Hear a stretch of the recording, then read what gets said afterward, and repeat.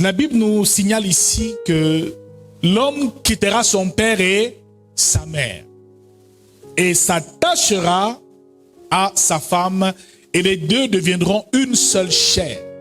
Ce qui veut dire que dans les mathématiques bibliques et divines, 1 plus 1 égale 1. Les deux deviendront une seule chair.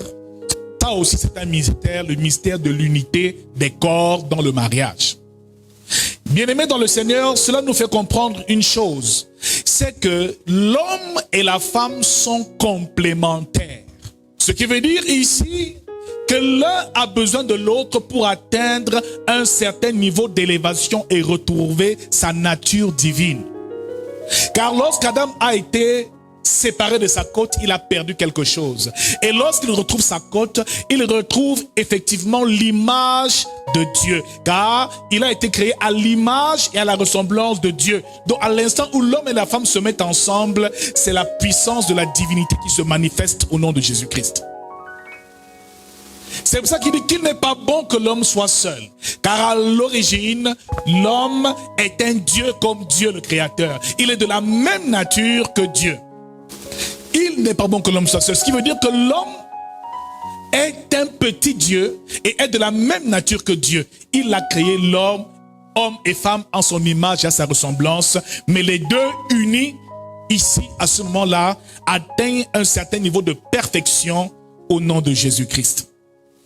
Bien-aimés dans le Seigneur, le mystère de l'unité est très important dans le corps. Car on parle de l'unité du corps de Christ. Et nous verrons plus tard ce que représente le mystère de l'unité lorsque l'homme et la femme forment un.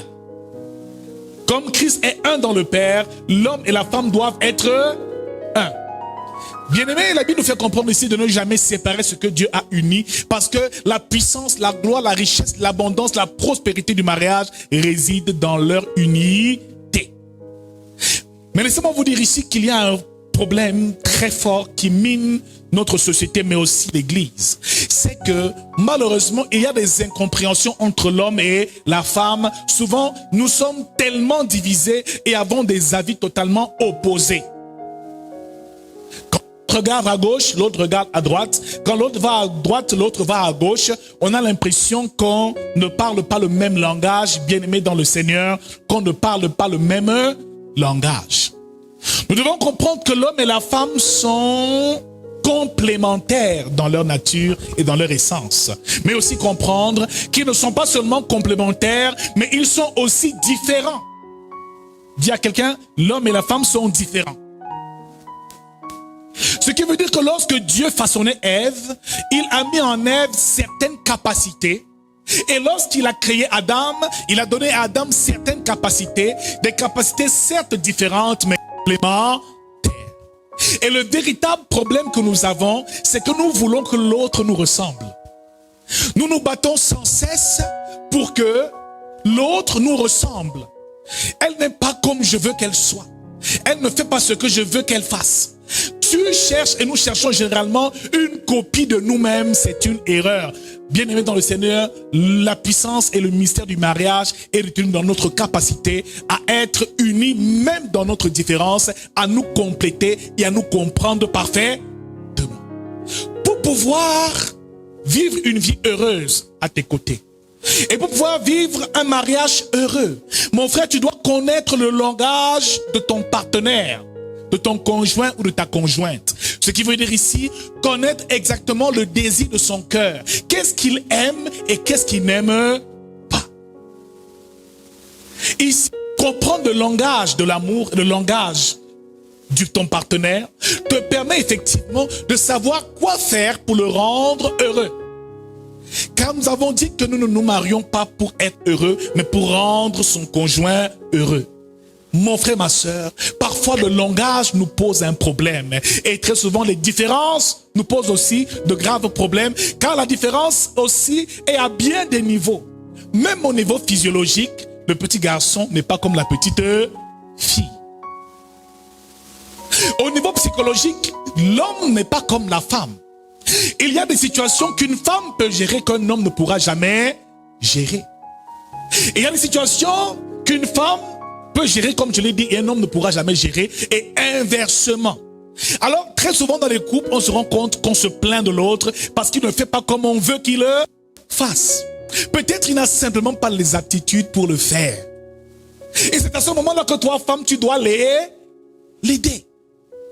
Car à l'origine, nous sommes complémentaires. Et cette complémentarité doit être parfaite. Nous devons être en symbiose. Et nous devons être unis et comprendre qu'on doit s'aimer malgré nos différences. Et c'est dans ces différences-là que nous trouverons la force d'avancer dans la complémentarité.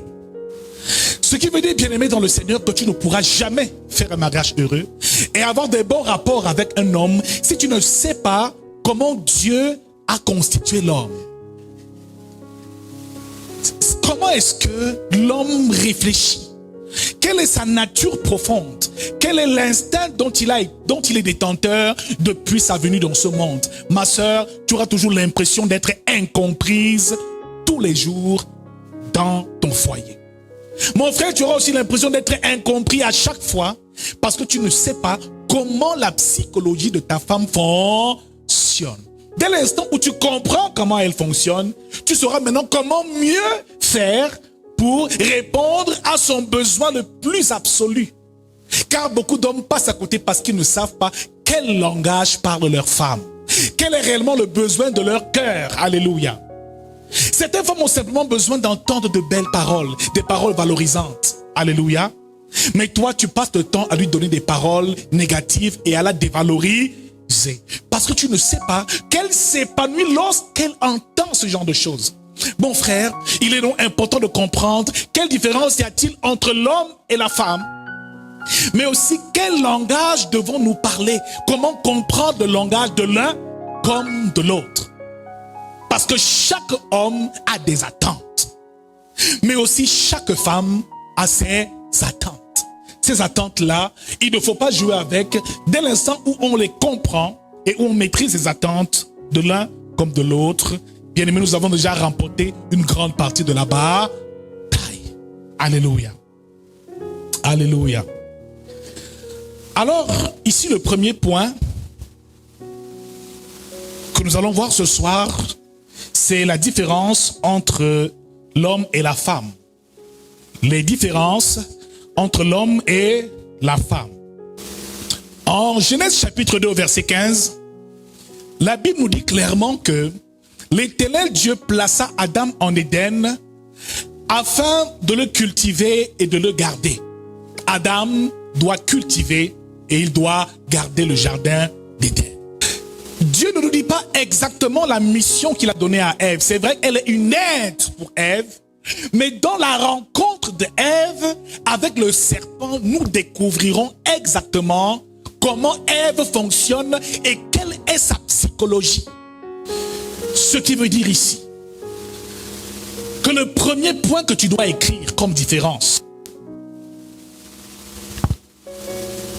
se trouve dans chapitre 3. La Bible nous fait comprendre ici que le serpent était le plus rusé de tous les animaux des champs que l'Éternel Dieu avait fait. Et il dit à la femme, Dieu a-t-il réellement dit, vous ne mangerez pas de tous les arbres du jardin? La femme répondit au serpent, nous mangeons du fruit des arbres du jardin, mais quant au fruit de l'arbre qui est au milieu du jardin, Dieu a dit, vous n'en mangerez point. Et vous n'y toucherez point, de peur que vous ne mouriez. Bien-aimés dans le Seigneur, ce premier contact entre Ève, la femme, et le serpent nous renseigne prioritairement et principalement sur une première différence entre l'homme et la femme. La première différence, c'est que la femme a une forte sensibilité spirituelle et l'homme a une sensibilité spirituelle bien moyenne et beaucoup moins forte et affûtée que celle de la femme. Pourquoi? Parce que pendant des années, Adam a été au jardin d'Éden et accomplissait la tâche que Dieu lui avait donnée. Mais il n'a jamais été sensible à la voix du serpent. Ève a écouté ce que le serpent disait. Son oreille a pu capter une information venant d'un serpent. Ce qui veut dire que Ève a une capacité particulière et est sensible, beaucoup plus sensible que l'homme. Parce qu'à l'origine, Dieu l'a créé pour qu'elle puisse voir et percevoir ce que l'homme ne perçoit pas. Dieu l'a créé pour qu'elle puisse voir et percevoir ce que l'homme ne voit pas. Regarder des choses dans leur profondeur. Elle a donc une très grande sensibilité. Et souvenez-vous, la femme de Pilate, lorsqu'on voulait tuer Jésus, la Bible fait comprendre qu'elle est venue voir son mari Pilate et lui dit que toute la nuit j'ai rêvé de ce saint. Ne lui fais pas de mal. Que tes mains ne soient pas tachées par son sang parce qu'il est juste. Pilate, qui était lui-même un païen, un Romain, est venu devant le peuple et a dit que moi je ne trouve rien de mal en cet homme. Mais le peuple a insisté au point où Pilate a lavé les mains dans de l'eau et a dit je suis innocent du sang de ce juste. Pourquoi Pilate a-t-il fait cela? C'est parce que sa femme le lui a dit. Donc la femme est l'être à qui Dieu parle pour donner souvent des instructions et la direction à l'homme. Et on dit souvent que la nuit porte conseil, mais vous savez bien que la nuit ne parle pas. C'est la femme qui est la conseillère de son mari. Dans la nuit, elle lui donne les conseils et en journée, il implémente ce qui a été dit. Elle a donc un côté sensible, ce qui veut dire qu'elle est dotée d'un sixième sens. C'est pour ça que l'homme ne doit pas s'amuser avec ce que sa femme pense. Bien aimé, quelqu'un vient te rendre visite, il est sympa, il est gentil, la femme va dire le type là je ne le sens pas. Sois attentif à ce qu'elle va te dire. Parce qu'elle ne ressent pas les choses comme toi. Tu vois les choses différemment, tu le reçois simplement, mais elle parvient à aller au-delà du voile de manière naturelle. Je ne dis pas que les hommes ne sont pas spirituels, mais Dieu peut doter les hommes de certains pouvoirs, d'une certaine autorité spirituelle, certes, mais je parle ici de manière naturelle. La femme a donc ce sixième sens, et il faut qu'elle puisse le cultiver, le développer et l'écouter. Ce qui veut dire qu'il ne peut rien arriver de grave dans ta maison si Dieu n'a pas averti ta femme avant. Quel que soit le malheur qui va arriver, Dieu va avertir d'une manière ou d'une autre. La femme est donc celle qui est sensible. Première différence, c'est que l'homme généralement est très léger dans son appréciation des choses et de l'environnement dans lequel il se trouve. Il est même distrait. Et voyez-vous que les femmes connaissent, généralement la femme connaît plus l'homme que l'homme ne la connaît. Parce qu'elle t'étudie, elle te connaît, elle te comprend, elle finit par connaître tes habitudes. Quand elle veut te déranger, elle va vraiment te déranger. Quand elle veut te détruire, elle va vraiment te détruire. Parce qu'elle prend le soin de te connaître à cause de la sensibilité qu'elle a. Elle sait comment te faire sortir de tes gonds. Elle sait quoi faire pour te rendre heureux. C'est pour ça que la Bible déclare que celui qui a trouvé une femme a trouvé le bonheur. Donc bien aimé, s'il n'y a pas de bonheur dans la maison, c'est de la faute de la femme. C'est elle. C'est en elle qu'est détenu le bonheur de l'homme. Alléluia. Première différence, la femme est sensible. Beaucoup plus sensible que l'homme. Pendant donc que Adam était au jardin d'Éden, la Bible nous fait comprendre que Dieu a donné des instructions à Adam, mais avant de lui donner des instructions, il l'a placé au jardin d'Éden afin de le cultiver et de le garder. Ce qui veut dire ici que Dieu a donné à l'homme un espace, un environnement qu'il a mis sous sa gestion. Adam devait donc gérer un patrimoine global, général. Tout le jardin, pas une partie du jardin. Dieu n'a pas parlé des spécificités du jardin particulièrement, mais il lui a dit, je te mets là, garde et cultive. Garde et cultive. Ce qui veut dire ici, que l'homme dans sa nature, depuis la Genèse, ici, a une vision globale de la vie. Une vision globale de son environnement. Dans l'évidence. Dans un monde et dans une réalité évidente, concrète, réelle, matérielle, explicite, dont l'homme est terre à terre. Il ne regarde pas plus loin, il regarde ce qui se présente à lui. Il avait deux tâches, cultiver et garder. Dieu lui a dit des choses concrètement. Donc, l'homme a une vision globale, évidente, explicite et concrète du monde et de la vie qui l'entoure. D'un point de vue physiologique, l'homme agit de la même manière depuis qu'il est petit enfant. Voyez-vous, quand tu vois un petit garçon qui commence à grandir, quand il regarde son corps, il regarde même son appareil génital, il se rend compte que son appareil génital est visible, n'est-ce pas? C'est concret, c'est là et il le voit. Mais la petite fille, elle ne le voit pas. C'est intérieur et c'est caché. Ce qui veut dire que la femme est beaucoup plus profonde que l'homme et l'homme est beaucoup plus superficiel. Il regarde les choses en gros. Il ne regarde jamais les choses dans les détails. Il ne regarde pas les choses dans les détails. Il n'a donc pas une vision détaillée du monde et de la vie. Il ne s'intéresse pas aux détails. Et même dans le foyer, cela se ressent. Quand il donne l'argent, ça suffit. Quand il prend l'argent, il donne sa fille. Les détails là, s'occuper des enfants, acheter les beignets haricots, manger la bouillie, acheter le gaz, ça ne l'intéresse plus. Il a déjà fait ce qu'il avait à faire.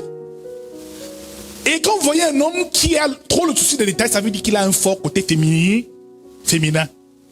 Le genre d'homme qui compte les morceaux de viande dans la marmite. Qui va faire le marché avec toi, qui veut faire le marché lui-même. Un homme qui a assez de masculinité, ça ne l'intéresse pas.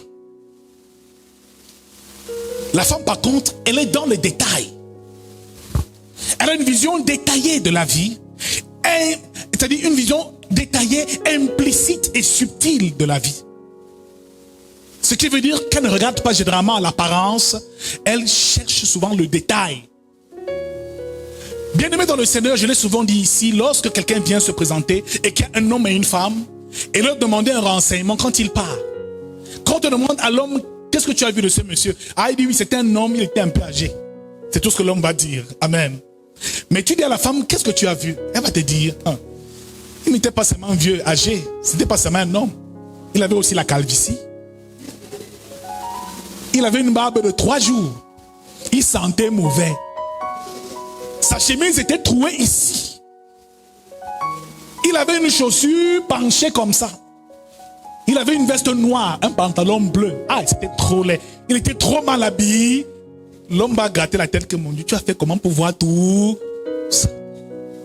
Ou généralement, mon frère, si tu penses qu'avec ta femme, tu vas la gérer seulement avec la globalité, ça ne va jamais marcher. Tu sors d'un mariage, d'une fête. Elle te dit c'était comment? Oh, c'était très bien, c'était très beau. Tu passes. Elle dit, ok. C'est tout. Non, je t'ai dit que j'étais au mariage. Bon, écoute, c'était bien, c'était un mariage comme tous les autres. C'était sympa. Il est passé. Il veut dire dormir. Il dit que mon ami, je ne peux pas dormir. Tu ne dors pas. Tu vas me dire comment était le mariage? Raconte, je veux l'aider. Le mari était habillé. Comment? Quand ils entraient, qu'est-ce qui s'est passé? Le gâteau de mariage était grand ou c'était petit? Elle veut les détails. Et tant qu'elle n'a pas ces détails, elle ne va pas te laisser en paix. Ne pense pas que la femme te dérange. C'est comme ça qu'elle a été constituée. Non, quelqu'un ne comprend pas ce que nous disons ce soir.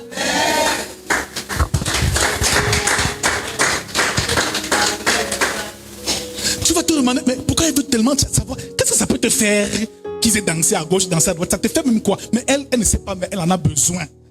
Elle veut les détails. Cesse d'être superficielle avec elle. Mon frère, quand tu rentres du travail, tu arrives, elle dit, hey, pourquoi tu es comme ça? Qu'est-ce qui s'est passé au travail? Oh, c'est difficile, une journée très difficile, vraiment, ma chérie. Et tu commences à manger. Elle te dit que papa, continue. Tu n'en as pas dit assez ou tu en as trop dit. Ne me laisse pas sur ma faim.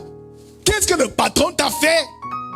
Qu'est-ce que la secrétaire t'a fait? Qu'est-ce qui s'est réellement passé? Ce qu'elle veut que tu lui dises, c'est que tu lui donnes les détails de ta journée. Alors toi, généralement, oh, tu m'agaces avec trop de questions là. Moi, je suis fatigué. Non, c'est comme ça qu'elle est. La femme regarde dans les... Qui est béni ce soir?